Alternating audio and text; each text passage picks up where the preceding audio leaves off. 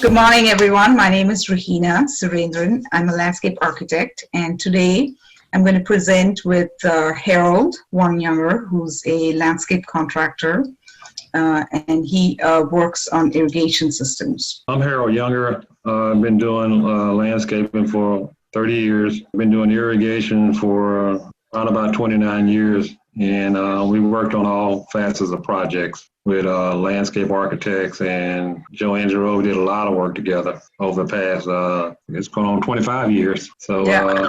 Wow. So pleasure. It's been a pleasure. Thank you. You too. All right. Thanks, Harold. Okay. Joanne, you want to introduce yourself? Hi, I'm Joanne Giroux. Here in Louisiana, it's Gyro, but I'll be Joanne Giroux right now.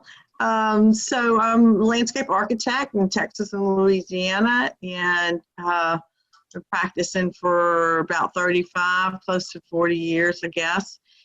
Worked with Rahina and Harold on a lot of amazing projects with Houston and city and county parks departments and universities and schools, a lot of schools, and we did a lot of lead projects together. So I really enjoy the whole sustainability green build process, and worked with people to obtain the most of the lead points so they can get accredited for their USGBC certification. So just here to listen and participate. This is great being back together again. It's awesome. So looking forward to this series. Thanks, Rahina, for organizing this. Oh, you're welcome. And it's very nice that everybody joined in, because that's what creates the webinar. And some of you don't know, I moved here from Texas 6 years ago. So when I was in Texas, I worked with Joanne a lot on projects that she was working on.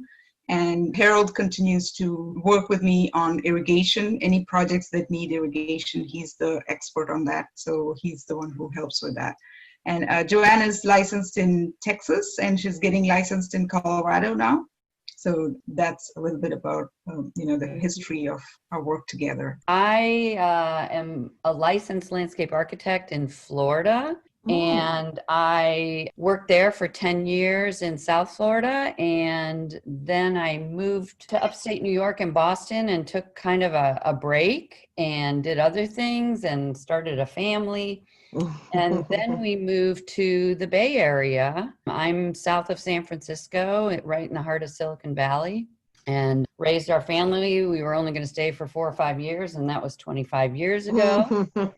And sort of did a bunch of different careers, and then went back to a small community college called Foothill and started taking, just 1 or 2 classes, and loved it so much that I took enough to get my degree in environmental horticulture, and have since applied for my license out here. I've been working for a landscape architect in the Bay Area for almost 3 years, and doing some side projects residential on my own, and now have applied and want to take the supplemental test for California.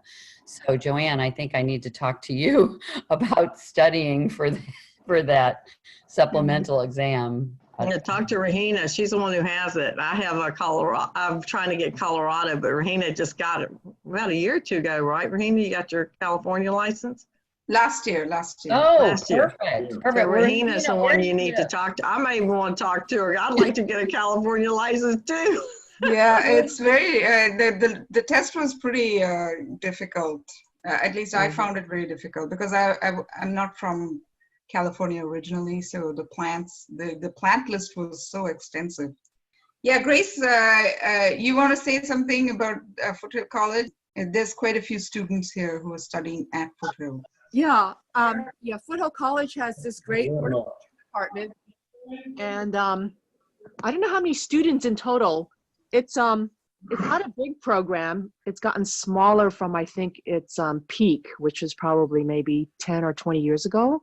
We're just hoping in this particular area that it continues, because there's really nothing like it on the peninsula. I think if you want to be trained in horticulture, you'd have to go up to Oakland to Merritt College, or out to the coast at Cabrillo.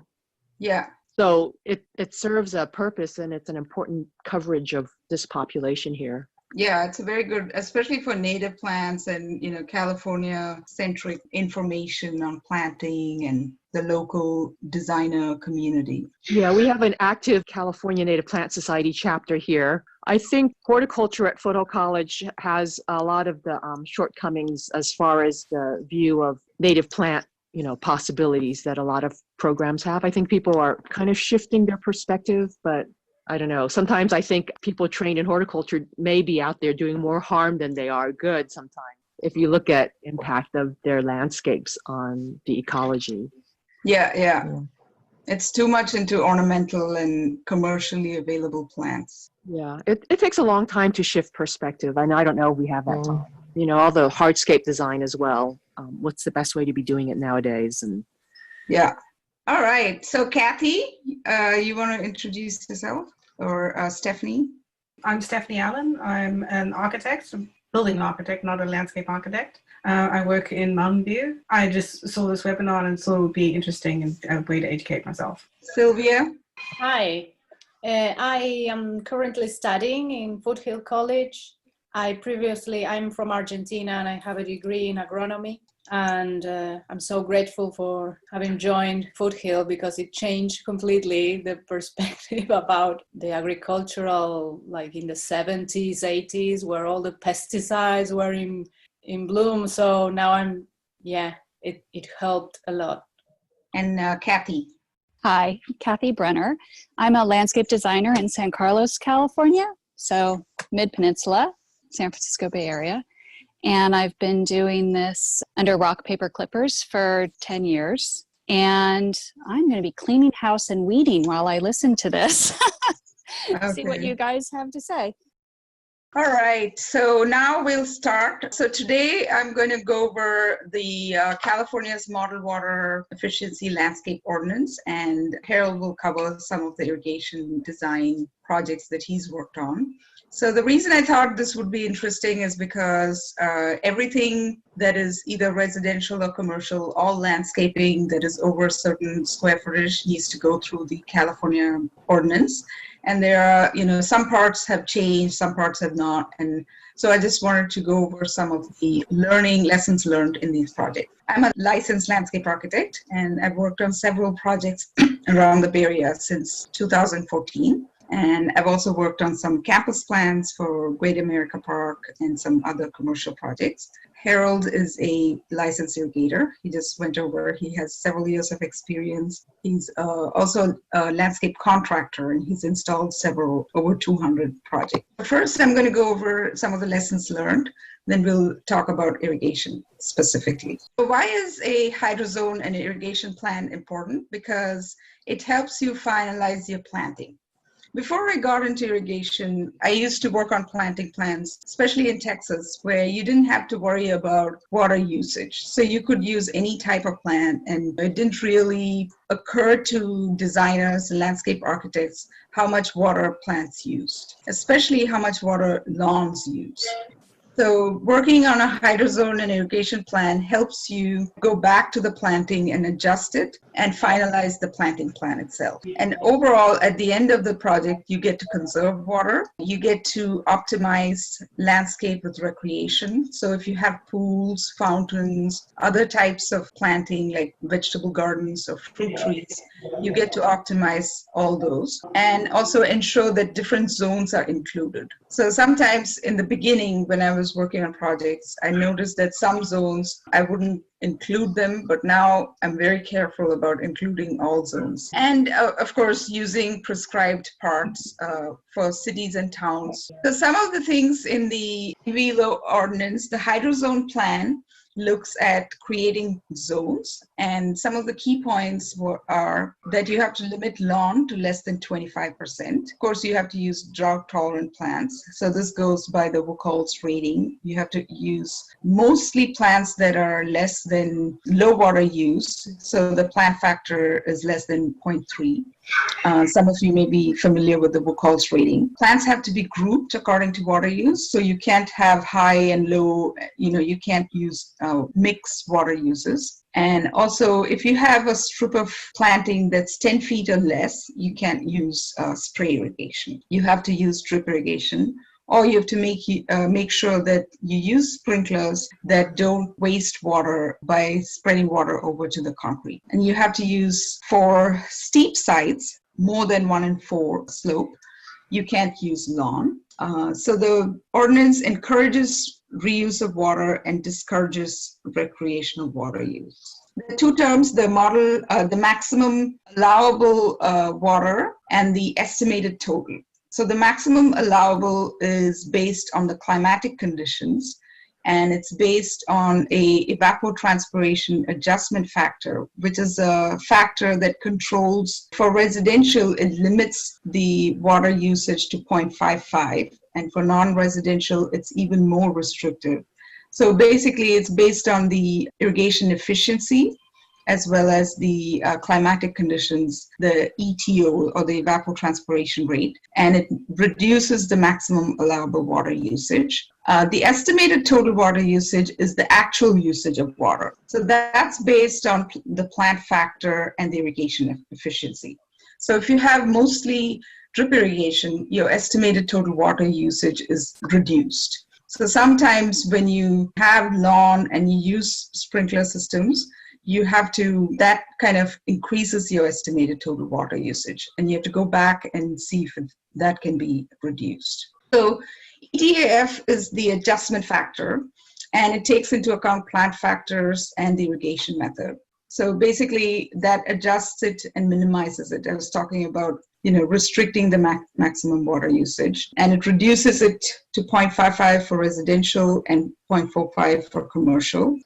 So this is actually quite restrictive, because earlier it used to be a higher factor, and so there was more water allowed, but now it's reduced quite a bit. The only thing that it's not reduced for is special landscape areas, which is fruit trees, vegetable gardens, because those are considered higher water usage. They're not restricted. The ETO is the reference evapotranspiration, which you get from the CIMIS data, which is based on the actual climatic conditions. These are factors that different cities have. So you have to go to either the ordinance itself, or the city uses a certain number. If it's not showing up in the ordinance, the city has their own reference evapotranspiration rate that you use for the calculation.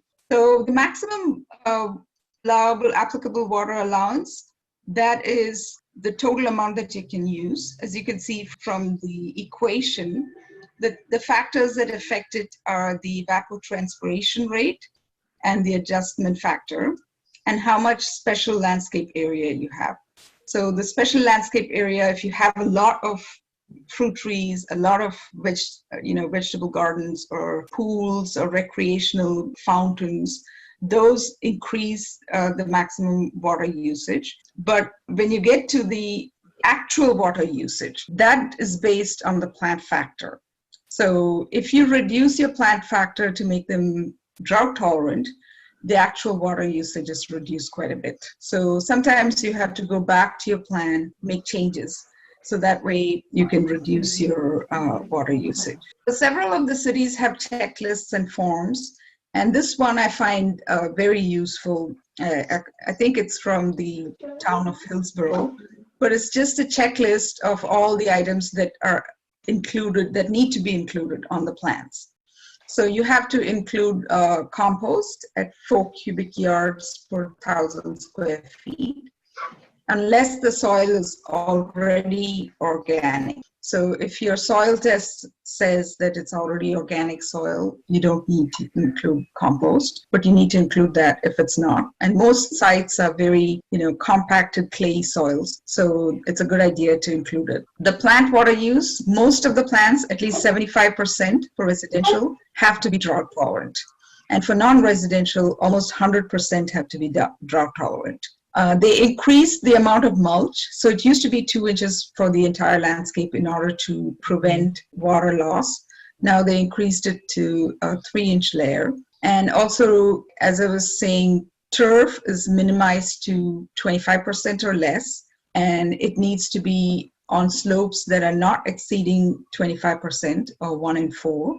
And if it's used in parkways, it has to be irrigated by drip irrigation. So the irrigation system, Harold will go over that.